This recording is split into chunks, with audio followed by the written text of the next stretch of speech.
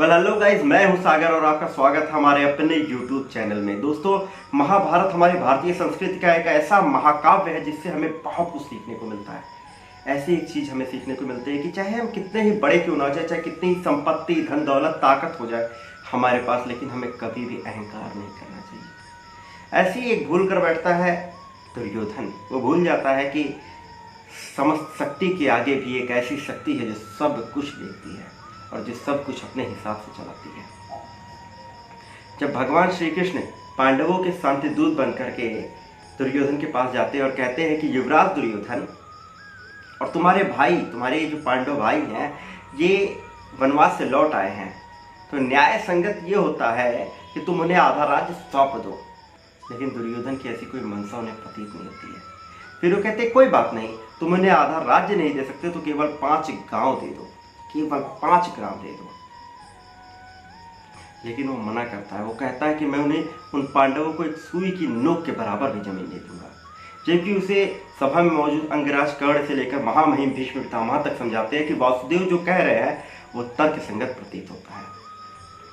लेकिन वो कहता है, श्री कृष्ण को ग्वाला कहता है, छलिया कहता है, मायावी कह के उनका अपमान करता है और कहता है कि तुम मेरी सभा में आकर मुझे चैलेंज कर रहे हो, मुझे चुनौती दे रहे हो। श्री कृष्ण कहते हैं कि इस सभा के समक्ष तुम कितने बड़े हो। ये सभा हस्तिनापुर के समक्ष कितनी बड़ी है, यह हस्तिनापुर समस्त भारतवर्ष के समक्ष कितना बड़ा है, और यह भारतवर्ष इस सृष्टि के समक्ष कितनी बड़ी है, और ये सृष्टि इस ब्रह्मांड के समक्ष क्या ही है। और ऐसे ना जाने कितने ब्रह्मांड मुझ में बसते हैं। लेकिन दुर्योधन यहाँ पे उन्हें रोकता है और कहता है कि आज तुम्हारी यही माया मैं खत्म कर दूंगा। तुम अपनी माया से सबको भ्रमित करते हो, लोग तुम्हें ईश्वर का अवतार मानते हैं, तुम्हें ईश्वर मानते हैं।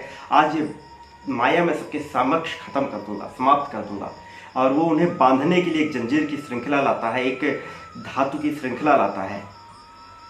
वो जंजीर से जब उन्हें बांधने जाता है तो भगवान श्री कृष्ण क्रोधित हो जाते हैं।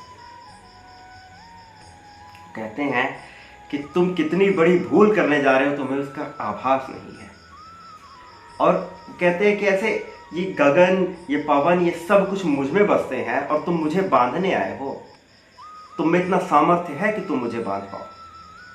इस बात को श्री रामधारी सिंह दिनकर जी ने अपने काव्य संग्रह रश्मि रथी के 33 सर्ग में बताया है। और आज मैं वही आपको बताने वाला हूँ, वही आपको सुनाने वाला हूँ। तो इसे ध्यान से सुनिएगा। मुझे पता है आप लोगों को बहुत मजा आने वाला और इससे बहुत कुछ सीखने वाले हैं आप लोग। तो आइए शुरू करते हैं। कि वर्षों तक वन में घूम घूम बाधा विघ्नों को चूम चूम सह धूप धाम पानी पत्थर पांडव आए कुछ और निखर। सौभाग्य न सब दिन सोता है, देखें आगे क्या होता है। मैत्री की राह बताने को, सबको सुमार्ग पर लाने को, दुर्योधन को समझाने को, भीषण विध्वंस बचाने को भगवान हस्तिनापुर आए, पांडव का संदेशा लाए। क्या दो न्याय अगर तो आधा दो, पर इसमें भी यदि बाधा हो तो दे दो केवल 5 ग्राम। रखो अपनी धरती तमाम, हम वहीं खुशी से खाएंगे, परिजन पर असीना उठाएंगे। दुर्योधन वह भी दे न सका, आशीष समाज की ले न सका। उल्टे हरि को बांधने चला, जो था असाध्य साधने चला। जब नास मनुज पर छाता है, पहले विवेक मर जाता है।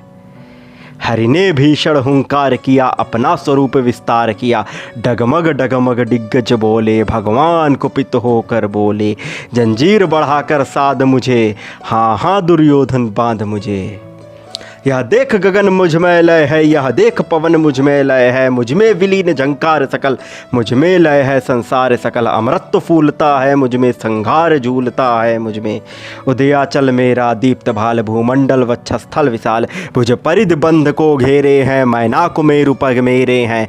दीप्ते जो ग्रह नक्षत्र निकर, सब हैं मेरे मुख के अंदर।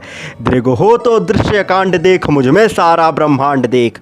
चर अचर जीव जग छर अक्षर, नश्वर मनुष्य सुर जाति अमर।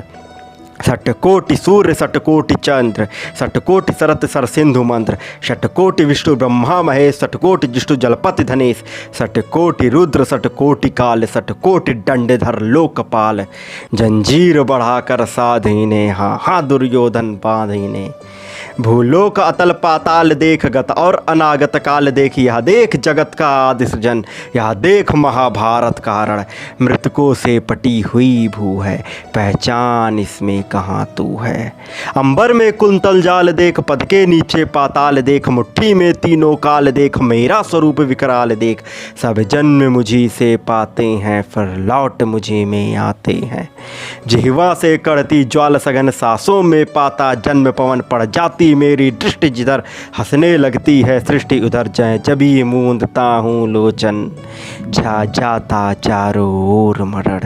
बांधने मुझे तो आया है, जंजीर बड़ी क्या लाया है, यदि मुझे बांधना चाहे मन, पहले तो बांध अनंत गगन, और सूने को साध न सकता है, वह मुझे बांध कब सकता है। दुर्योधन हितवचन नहीं तूने माना, मैत्री का मूल्य न पहचाना, तो ले मैं भी अब जाता हूँ, अंतिम संकल्प सुनाता हूँ। याचना नहीं अब रण होगा, जीवन जया के मरण होगा, टकराएंगे नक्षत्र निकर, परसेगी भू पर वग्नि प्रखर, फण शेष नाग का डोलेगा, विकराल काल मुख खोलेगा। दुर्योधन रण ऐसा होगा फिर कभी नहीं जैसा होगा, भाई पर भाई टूटेंगे, विषबाण बूद से छूटेंगे, वायस्त्र गाल सुख लूटेंगे, सौभाग्य मनुज के फूटेंगे।